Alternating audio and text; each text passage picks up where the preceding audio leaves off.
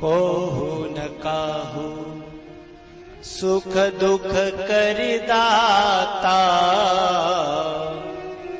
निज कृत कर्म भोग सब भ्राता।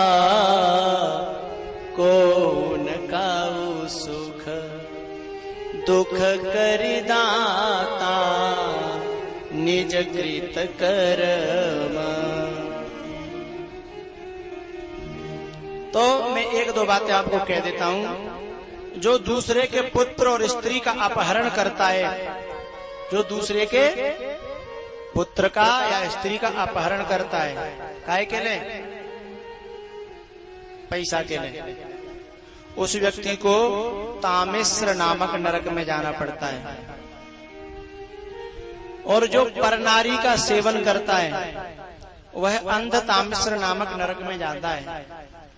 जो नारी कपट के व्यवहार से अपना शरीर पोषण करके अपने माँ बाप और अपने पति को धोखा दे करके जो पर पति का सेवन करती है, पर पुरुष का सेवन करती है, वो रौरव नामक नरक में जाती है। जो पुरुष अभक्ष भोजन करते हैं, अभक्ष भोजन जिनके खाने पीने से शरीर खराब होए, बुद्धि खराब होए, दांत खराब होए, मुंह खराब होए, जीभ खराब होए और घर के फर्श खराब होए, अभी ना समझेगा हैं? और का कहूं, बुद्धि खराब होए, जीवन खराब होए, जन्म खराब, और इतना ही कहूंगा, नाम कुछ नहीं लूंगा, ठीक है? बात मानो न मानो खुशी आप, मेरी जबरदस्ती कहते ना, मानो तो बढ़िया, नहीं मानो तो और बढ़िया है। तो जो अभक्ष भोजन करते हैं वे व्यक्ति जो है महारौरव नामक नरक में जाते हैं। इस नरक में बिच्छू से भी ज्यादा भयंकर कीड़े होते हैं और वो इन व्यक्तियों को काटते हैं बार बार। उसको पीड़ा तो होती है लेकिन वो व्यक्ति मरता नहीं है। और वो नरक में ऐसे जन कितने हजारों वर्ष तक रहता है, न मरता है और न जीता है। जो माता पिता और गुरु से द्रोह करता है वो कुंभी पाक नरक में जाता है। जो गरीबों को सताता है, झूठी गवाही देता है और कर्जा लेकर के लौटाता नहीं है, ब्याज तो छोड़ो मूल भी, वह व्यक्ति सूकर मुख नामक नरक में जाता है। और खोल के कहूं आपका हो तो कहूं? अच्छा, एक हंस जा रहा था उड़ करके, एक पेड़ पर बैठ गया। कौआ पहले से ही बैठा था, हंस के साथ में हंसनी भी थी। जब हंस विश्राम करने के बाद उड़ने लगा तो हंस कौआ बोला, कहाँ जा रहे हो?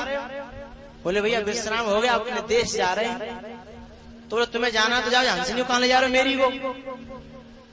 अब कहाँ कौआ और कहाँ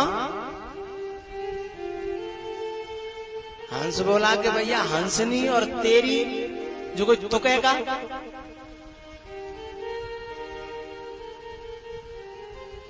बोले यहाँ तो को कछु नहीं, जाकी लाठी ताकि भैंस, मेरा क्षेत्र है, मेरा देश है, हंसनी मेरी है, राजी राजी नहीं, बोल गैर राजी। अब हंस बोले जी का तरीका भाई, बात बहुत जिद होने लगी बार बार।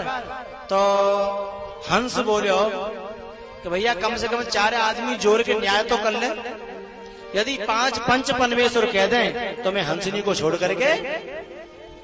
अब बेचारे हंस है, का पता ही आजकल के पंच कैसे है गए, बात तो समझी है कि पंच परमेश्वर होते हैं।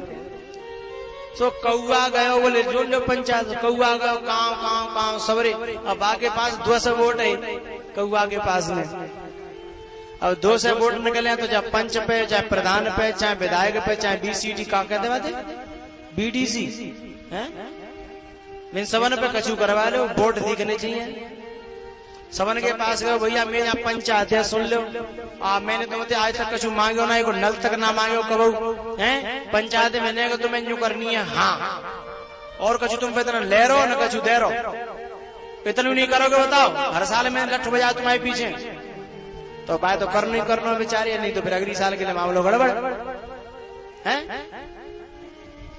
तो ठीक है भैया, सौरे पंच पटेल विधायक बीडीसी एमएलए एमपी सब जुड़े आए, जितने वाके नेता गए संपर्क में। पंचायत जुड़ी, कौआ ने कही सुनो भैया पंच परमेश्वरो सही सही बताइयो जी, हंस कौन कह रहा है, बोलो।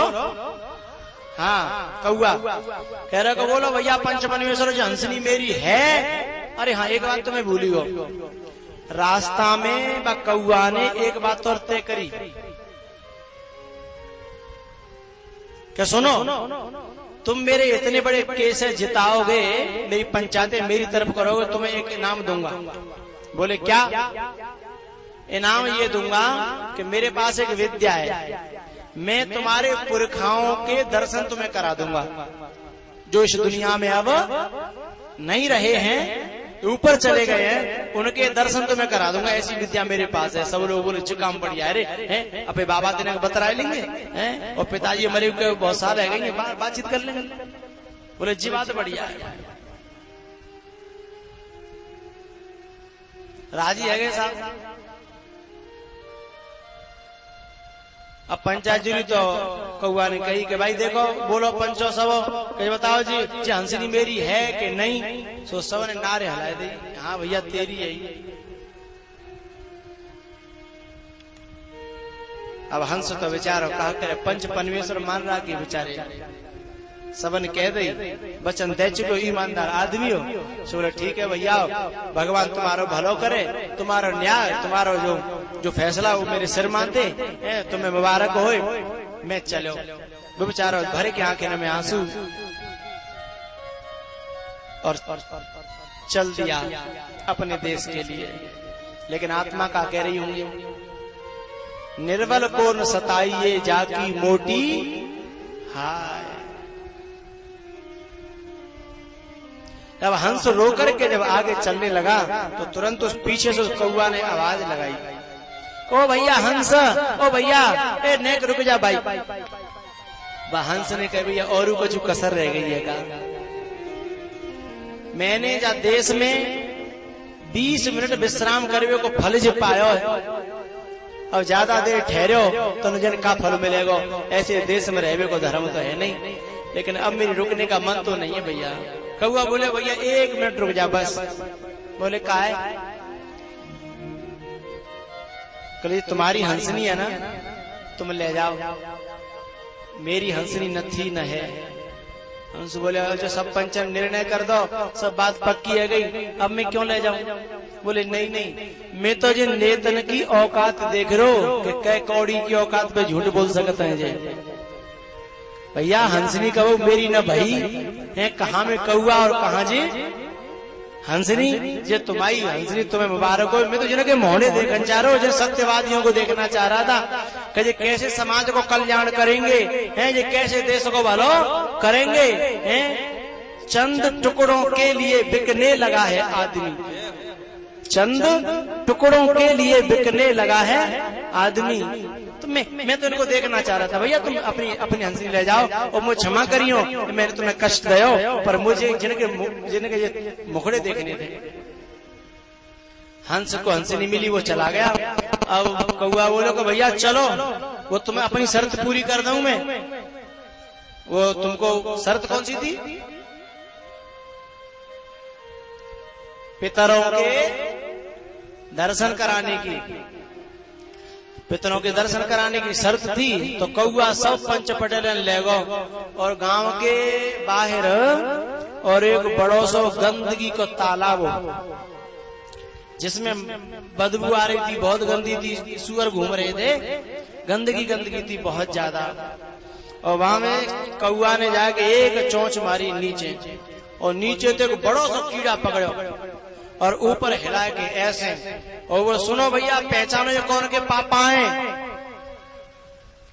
अबे बोले गए कि तो तेरे पहली हमारा अपमान करे, दोबारा अपमान कर रहे हैं जी। हमारे पापा कैसे हैं? बोले तुम जैसे हरिश्चंद्र के पापा का गंदी नाली कीड़ा ही बने होंगे, हैं वो स्वर्ग में देवता बने के नहीं नाच रहे होंगे। का तुम्हारे बाप दादा का स्वर्ग में बैठे है का? हैं वे कौन को वैसे कोई कीड़ा होंगे, पहचाने या तो पहचान लो।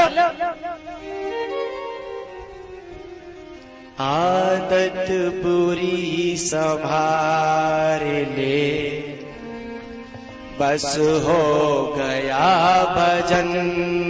हाँ आदत बुरी संभार ले, बस हो गया भजन।